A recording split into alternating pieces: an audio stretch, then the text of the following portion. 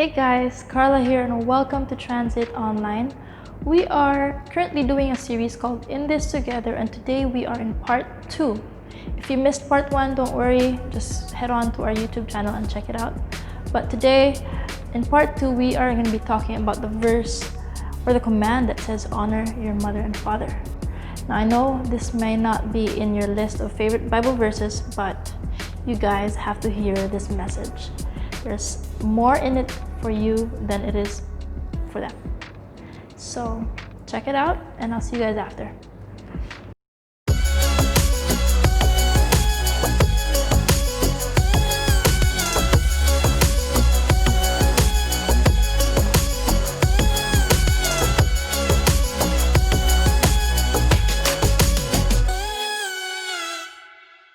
What's up, Transit? My name is Corey, and I'm so glad we get to spend some time together, even if it's virtually, on Sunday mornings. Thank you for being a part of it with us. And here's something that I know is true about you because it's true about me as well.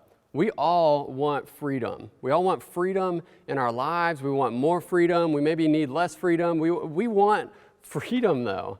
You might not use the word freedom, but you might say things like, well, I want my parents to treat me more like an adult. You might say, I want to do what I want to do, when I want to do it, with who I want to do it with, and I don't want anybody to tell me who I can and cannot hang out with. You might say that. Or you might say, I just want to be left alone. But all of those things goes back to freedom. We all want freedom in our lives, but here's the struggle. You don't have complete freedom. In fact, I don't even have complete freedom in my life, but especially as a middle school student, you are stuck in a pretty difficult spot sometimes where you're not a kid anymore, but you're also not an adult yet. Kids don't have any freedoms. They don't have any choices. They are directly connected to their family and to their parents. They are completely dependent, but adults have a lot of choices and a lot of freedoms, and they are not as dependent on their family as they used to be. But as a middle schooler, you are stuck somewhere in the middle with a little bit of freedom because you're not a kid anymore, but you don't have all the freedom as an adult might have. So what do you do with your desire to have more freedom in your life? Now, you could go the sketchy route, and you could lie, or you could sneak around behind your parents' back, or you could do things that are a little bit shady to get some of that freedom that you desire. But we all know that doesn't feel great. That's not the way we want to live our lives, and it's that gut feeling where you go, this just isn't right. And doesn't it always have a way of coming back around and getting us in trouble anyway? You might get that freedom for just a moment when you do it the wrong way, but it's going to come back and hurt you in the long run or hurt somebody else.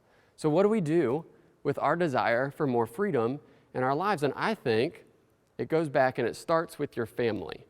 And family can mean anything. It could be mom and dad. It could be step-parents. It could be adopted parents. It could be grandma and grandpa. But family holds the keys to freedom. And what do I mean by that? We're going to unpack that, and we're going to look at a story in Scripture and a verse in Scripture, but most importantly, we're looking at a note from a guy named Paul. And Paul wrote a lot of letters back in biblical times, and a lot of them make them into the New Testament. Paul cares a lot about people. Paul had an experience with God that changed his life for the better, and he began to follow Jesus and to lead the very first church movement. And Paul cares about people so much that he writes a lot of letters trying to help people do life better and have a better faith.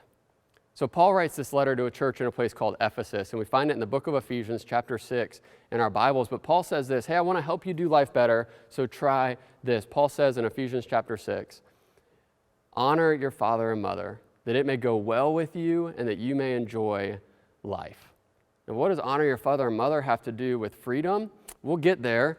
But first, what does honor mean? Honor just means respect them, care for them, love them, help them out, obey your family.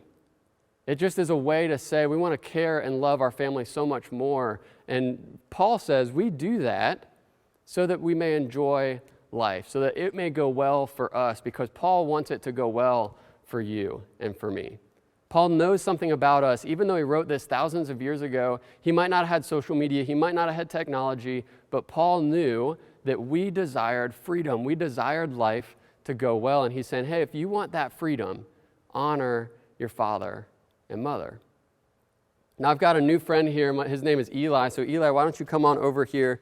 Eli's going to help me explain this. It might look a little bit something like this when we talk about honoring your father and mother so that you may get freedom. Now Eli's got some rope tied around his waist. He's got a big spool of rope over here, and this rope is going to represent freedom in your life. So Eli, how much freedom do you have right now? Like if you were trying to go somewhere, can you try to you can't get very far because there's not a whole lot of freedom that I'm holding in my hand. But if we're to take what Paul says seriously, and if we're to honor our family, if you are to give your family respect as a student, if you're to obey your family, and as you're to love your family, you're giving your family a reason to trust you. And so as trust is building up over here with your family, it starts to spool out over here as freedom. And now all of a sudden, Eli, you've got a whole lot of freedom, and you can run and you can make your own choices like you maybe haven't been able to before.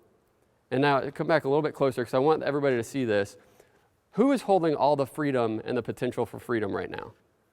Eli's holding all of the freedom and all of the rope that represents freedom in his life. It's not like your family is holding this big spool of freedom saying, I'm just going to wait to give it to you. Your family's not holding the spool of freedom. You are holding the potential for freedom in your life. And students, let me give you the secret. Your family wants to give you more freedom.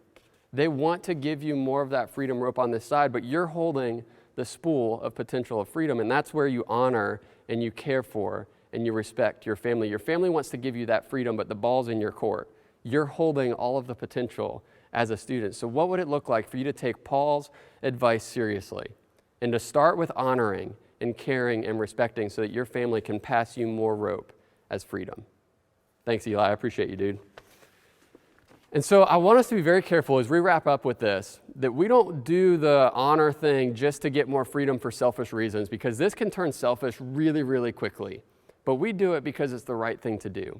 We honor our families because God has called us to honor our families. And sure, it gets us freedom in return, and we get to enjoy life maybe a little bit more in return, but we do honor, we respect, we care for, we love our families because it's the right thing to do. And so as we wrap up, I want you to grab a piece of paper and a pen or grab your phone and write down 3 words. I want you to write down the word keep, I want you to write down the word stop, and I want you to write down the word start.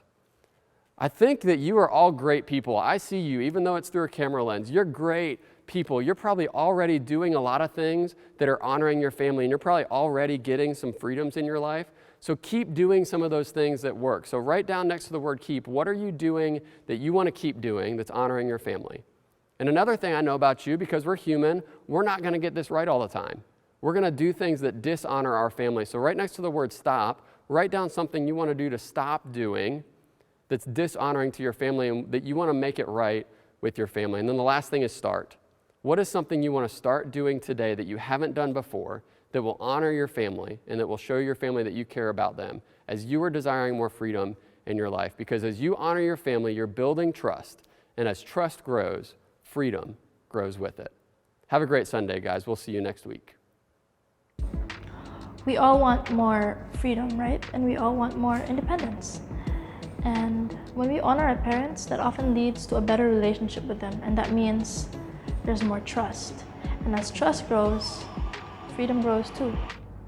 That's our bottom line for this week. And I think Corey summed it up pretty well with the whole illustration, the rope, and the kid.